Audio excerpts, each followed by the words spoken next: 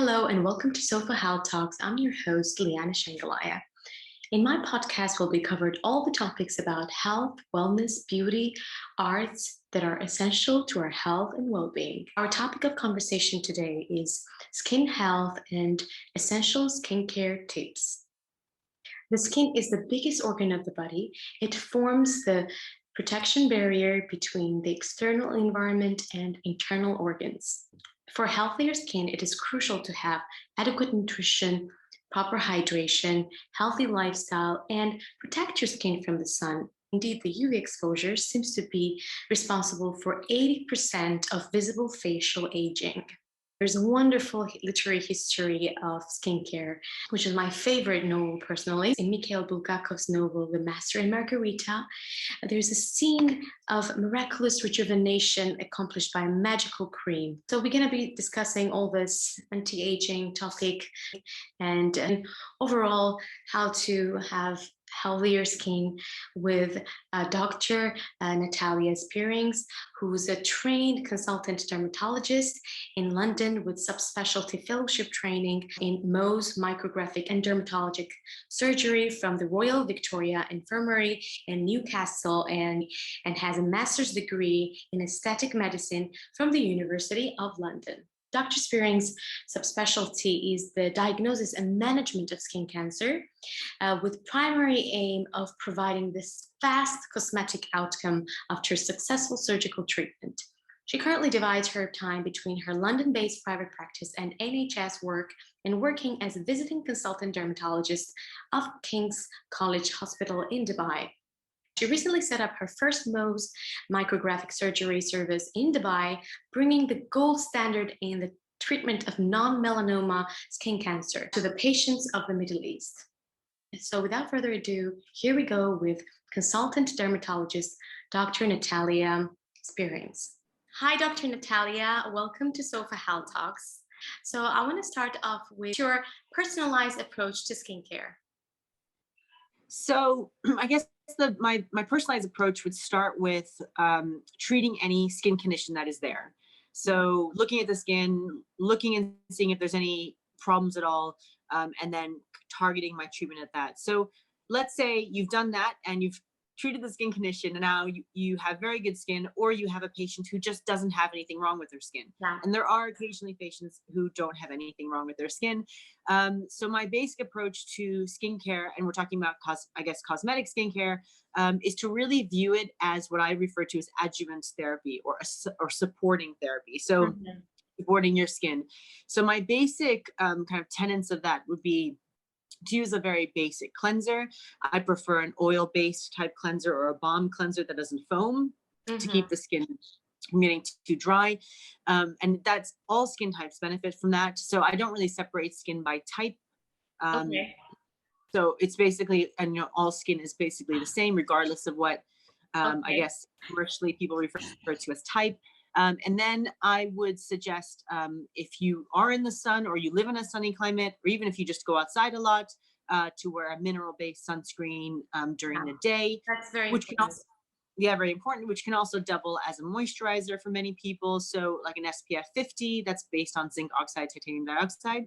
And then my final thing would be at nighttime to use the heaviest or greasiest moisturizer that you can possibly manage. So again, regardless of skin type, whether it's acne or eczema or redness or dryness or whatever, all skin benefits from an occlusive moisturizer, especially at night.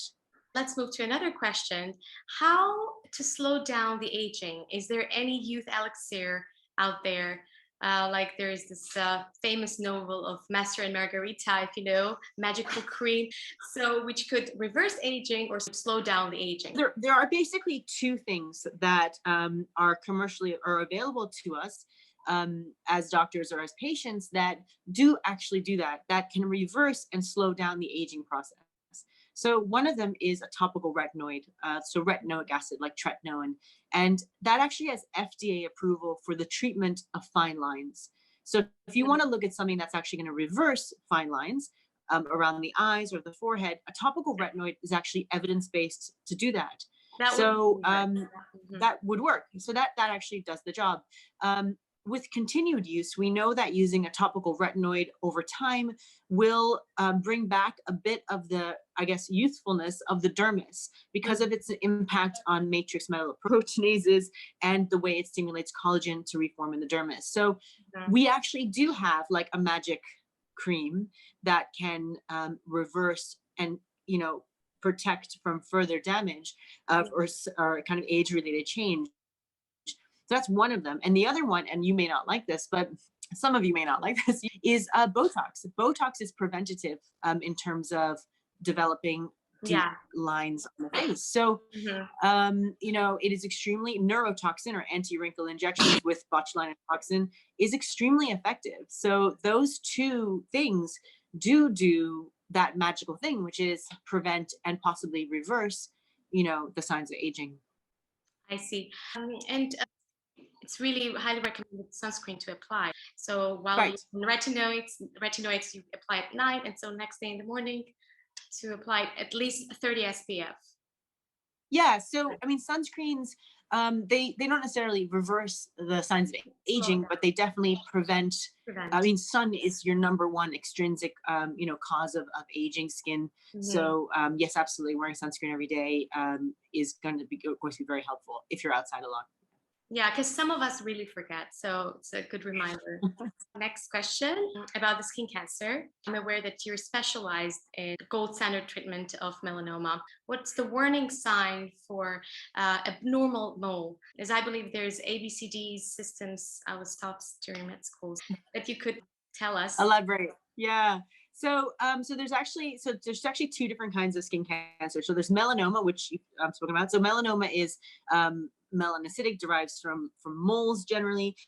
And that is the kind of skin cancer we worry about with regards to having kind of killing people, to put it bluntly. And then you have a group of non-melanoma skin cancers, and those are your basal cell carcinomas and your squamous cell carcinomas. We know that non-melanoma skin cancer is generally due to sun exposure over your lifetime. So that is what causes the DNA to change and these cells to kind of grow in an uncontrolled way. Melanoma is also probably related to sun exposure, but not 100%. It probably has some other issues too. So if we talk about melanoma as a thing on its own, so yes, warning signs are what you can look for in a mole, and the ABCDEF criteria is what you're referring to. So A is for asymmetry. So if your mole is not a perfect circle, B is for border. So if the border looks a bit wonky, C is for color. So if it's more than one color, and not different shades of brown, but more like black, blue, red. Those are the kinds of colors within your brown mole. And D is for diameter. So if it's over 5 or 7 millimeters, depending on where you're looking. And E is for evolving. And that is actually one you may have not learned in medical school. So evolving, yeah, you might have missed that one. Evolving means changing. And so a changing mole is always a worrying sign in an adult. Not so much in a child, because moles change a lot in children, but in an adult, having a changing mole, if it's growing a lot bigger, if it's bleeding, if it's just not right, then that's a problem. And then finally, F stands for funny looking, which I think you probably also didn't learn in medical school. So interesting. It's really so easy to remember. Yeah, exactly. So funny looking. And often, when I examine moles and look at patients, I'm like, well, that mole, it's just funny looking, and I think we should remove it. And then, oftentimes that comes out as being a melanoma. So, and that's very vague, obviously. But why we say that is because if you look at someone's body and you look at all their moles should be similar. So your mole is like your fingerprint. So all your moles should have a similar pattern to them under a dermatoscope, which is a special kind of magnifying light. The one that looks funny or that doesn't look like the pattern of the other ones, that's the one you need to look at more carefully. And generally, if we're looking at moles with dermatoscopes, it's something that you may not see yourself because you can't see your moles that closely. So when I do a mole check, I'm looking for the funny mole, the ugly duckling mole, the one that's evolving, so that kind of thing. I see. That's very important information, and to detect it early, it's better. It's good to know.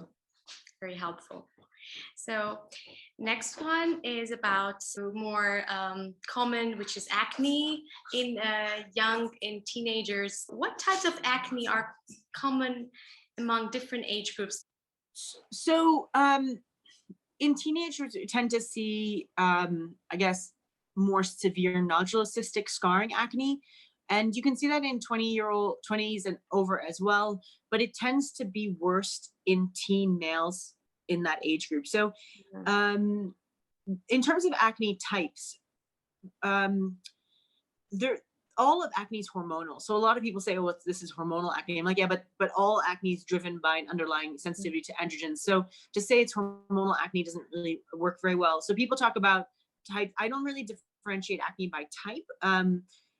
In terms of individual lesions, acne has different types of lesions. And one of the diagnostic features of acne vulgaris is that it's pleomorphic, meaning there's different kinds of lesions on one skin. So you have Mhm. comedones, which are non-inflammatory lesions that can be open and closed. So blackheads, for example. And then Yeah, you have inflammatory lesions like papules and pustules. And yeah. then you have more deep inflammatory lesions like nodules and cysts. And so in terms of types of acne, when I look at someone's face, I'm looking at those different types. I'm like, okay, what kind of acne do you have, in the sense of, do you have mainly comedonal? Do you have mainly papulopustular? Are you getting nodulocystic? And it's important because nodulocystic acne, for example, is the type that leaves bad scarring. So Yeah. that needs Yes. more, yeah, bad scarring, and that needs more aggressive treatment perhaps than someone with just comedonal acne, because that would require a different kind of treatment. Mhm. So is there any effective treatment of post-acne scars out there that you would recommend? Yeah, so again, depending on what kind of scars, so like we have different kinds of um, proper atrophic scars, like ice pick and boxcar Mhm. scars, and these proper like holes in the skin that you can see and it Yeah. reflects light badly. That kind of skin irregularity needs to be resurfaced. So the best way to deal with the kind of, when the skin isn't smooth, is to use a fractional ablative laser and literally sandpaper the skin to be smooth. Mhm. It can be very effective. I wouldn't say it's 100% effective. I would say best case scenario, you can get like 70% smoothness, which in someone with severe acne scarring can be life changing. So even 50% improvement can be life changing. Acne scarring is by far one of the most difficult things to treat in dermatology. So, I always try to like make sure I manage my patients' expectations. But the best thing to do is, I would say, a fractional ablative CO2 laser, I a see. hardcore laser. Yeah, this is Yeah. quite common and they highly recommend most of the dermatologists. And the other question about the link of nutrition and acne. If there's any link with the fatty foods or sugary foods with the skin issues or acne or any skin health Yeah. related. So this is a highly debated area. So the link that's been found between food and acne primarily is between insulin levels affecting androgen levels, which then can affect acne. So it's not a direct effect of eating, sugary foods and then spots. It's if you have other issues, and Mhm. then eating sugary foods can then bring on the acne through this pathway, which is mainly seen in patients like, for example, with polycystic ovarian syndrome, where they have a hyperandrogenism problem already and an insulin resistance problem. So you already have both of those things going on. And in patients like that, excess sugar intake can then cause this cascade of events, which then would lead to acne. For Mhm. the non-PCOS patient, the link between sugary foods, chocolate like cocoa, Yeah. milk products, yeah, is extremely weak. So I never suggest to any of my patients to change their diet, because I know that, well, first of all, dietary change is extremely difficult to achieve. So Yeah, it's kind I of an agree. unrealistic goal to set for someone, especially a teenager. Yeah. And the second thing is that if it is gonna have an effect, it's gonna be extremely minimal, because it's just one of the potentially many, many things that are driving that patient's acne. My baby. Sorry. Hello. She just woke up. Oh, good morning or Okay, evening. we're gonna finish soon. Okay. To debunk the myths about skincare, what are the most common myths about skincare that we should know? Gosh, there's so many. Yeah. So I think there's so many. It's all The a bunch of top, myths. like top ones. That's Top ones. I think one of the top ones is that expensive skincare is somehow better than cheap skincare. I think that's one of the biggest myths on the planet. So, and there's been studies looking at this where patients that are clinical trial participants have been given expensive creams hidden in cheap packaging, and then cheap creams hidden in expensive packaging, and then asked to rate how they thought their skin reacted. And you always inevitably see that it doesn't matter. And it's all about the packaging and, what the patient perceives as being expensive, they think is better. yeah, So, placebo and that's very effect. much human nature, placebo effect, very much human nature. Another myth is that that moisturizers are different. So one of the hugest, like biggest things that skincare companies try to do is differentiate themselves, because there are so many skincare companies, by saying that their product X or their moisturizer Y is like better in some way than the other brand. When in fact, all moisturizers and all cleansers are basically a mix of the same thing. So the idea that they can differentiate themselves on product, on actual like ingredients, is a myth, because they can't, and they're all the same. So that's a huge myth, but that's what drives an industry. So, Yeah. but you could say the same thing about cars. So basically, oh, that's a balloon. Okay. Oh, no. Yeah, I just that was scary. That was a balloon. Something oh to do my with god, skin. this is the most like funniest recording I ever had now. So Well, this is sorry. fun. You can continue. No, it's yeah, it's like cars, because like, a Ferrari and a Ford are both going to get you from A to B pretty Yeah, much the same way. Yeah. I mean, you'll look cooler in the Ferrari, but it'll still get you to your final goal, yeah, just like the Ford will. But, one of them costs a fortune, the other one doesn't. But they both have engines, they both have wheels, they both have steering wheels, and they both function the same way. So, and I use that analogy a lot when I talk about moisturizers. Like moisturizers are just like cars. If you yeah. want to spend 300 pounds on a moisturizer, go right ahead, but don't think that it's going to be any more magical than the one that's, the 5-pound one from the drugstore. I see. Now that we touched on the skincare products, I want to know, shall we pay attention to any harsh chemicals while choosing a skincare product? Uh, the harsh chemicals, ingredients, like top ones, which ones you would advise to avoid, and if it matters or not. Yeah. So this is again a really kind of debated question. When patients have skin abnormalities, so if you have irritated skin, whether it's acne or eczema, or you have something wrong with your skin, like perioral dermatitis or whatever the problem is, that's when it becomes a little more important to try to stay away from irritants that can further irritate your skin. And so there's some like headline irritants, like sodium lauryl sulfate is often used in cleansers. Yeah. That can be an irritant. Fragrance can be an irritant for many people. Actually any chemical can be an irritant to skin that's broken or inflamed. Yeah. Those kinds of things can be irritants. Having a contact allergy and being truly allergic to an ingredient is extraordinarily rare. So that's not going to be a way to differentiate. What I generally say to patients, because people are really concerned about this. They're worried about toxicity. They're worried about chemicals in their skincare. If And it's so what I or not. yes, it does absorb into my bloodstream and all this stuff. So what I generally say is, if that's what your genuine concern is, and find out if that's what your concern is, the absorption of these products into the skin is extremely low, like basically zero. They basically all just form a barrier or a film at the top of the skin. They don't really get into the skin.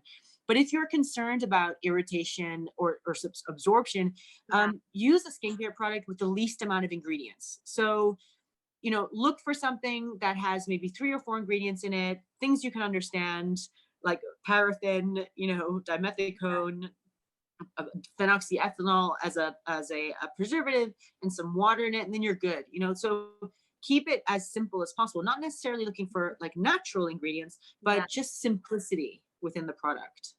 Yeah, true. Less is better. Even choosing the skincare products, you don't have to like apply everything, whatever is out there you find. So keep minimal, even applying on your skin. Minimal, exactly. Minimal with the ingredients, but minimal with the product is like the amount of products you use. Absolutely. Keep it minimal. Mhm. So, what are your top 3 or 5 tips of skincare routine that we shouldn't miss? Like what you include in your skincare routine? Right. So, okay. Hello. So the top bits in the skincare, you should listen to this because you'll remember this when you're older. So top bits in the skincare routine. Obviously, we already mentioned this, but wearing a good quality sunscreen or a mineral-based sunscreen during the day, applying it in enough volume to make it effective. That's your number one. Number two would be, like I said before, using a nice greasy moisturizer at night to really trap in water in the skin and help with that transepidermal water loss. And then using a topical retinoid to generally keep your skin healthy and looking good, unless you're pregnant or breastfeeding, because then you can't use a topical retinoid. But otherwise, it's great for most people's skin types. And that would be like my top three. I see. Really And how boring. about the antioxidants, vitamin C, vitamin E? All Yeah, these. so the only real role these have are to work as antioxidants. And antioxidants become relevant with sun exposure because that's your Yeah. your oxidant, your free radical creating kind of Mhm. energy. So when vitamin C and E are put into sunscreens, which they often are, they can assist in antioxidant capacity in that way. Using vitamin C as a standalone product probably doesn't do that. So, and not only because it's probably not necessary, but also because the way that vitamin C products are made. So generally, they have no efficacy on the skin because vitamin C is extremely unstable and difficult to put into formulation. So I don't think there's much utility in the use of vitamin C products aside from perhaps using them in sunscreens. I see. There's many reasons why vitamin C is one of the most overhyped and well marketed cosmetic products of all time. But its utility in real life is minimal because of its instability, because your skin doesn't really need it if you're vitamin C replete. So if you don't have low vitamin C in your bloodstream or in your skin, taking it orally or putting it on topically will not change that. So you're not increasing the vitamin C level in your skin if you don't have a deficiency. So, Mhm. and generally speaking, in the modern world, none of us have a vitamin C deficiency. Mhm. So it's better to get it externally. Drink orange juice or any like vitamin-rich fruits, vegetables. Yeah, if you eat a balanced diet, and that by that I mean you don't restrict any food groups, you eat enough like fruits and veg, and you just basically have a normal diet, and you're not weird about food. So like people like vegans tend to have issues, for example, with some vitamin as a nutrition because they do restrict their diets heavily. But if Yeah. you don't restrict your diet heavily and you have a normal diet, then there's no real reason to specifically supplement anything for your skin health. Mhm. So for anything, for like I stick to my specialties. So I don't know anything about like bowel health Yeah. or whatever. But for skin health, I would suggest that you if you eat a normal diet, you don't really need to supplement. Very helpful, very insightful. Thank you so Thank much you. for your time No and problem. for your valuable time. I really enjoyed it. Thanks for having me. My pleasure. Bye. Bye. Bye. Bye. Bye.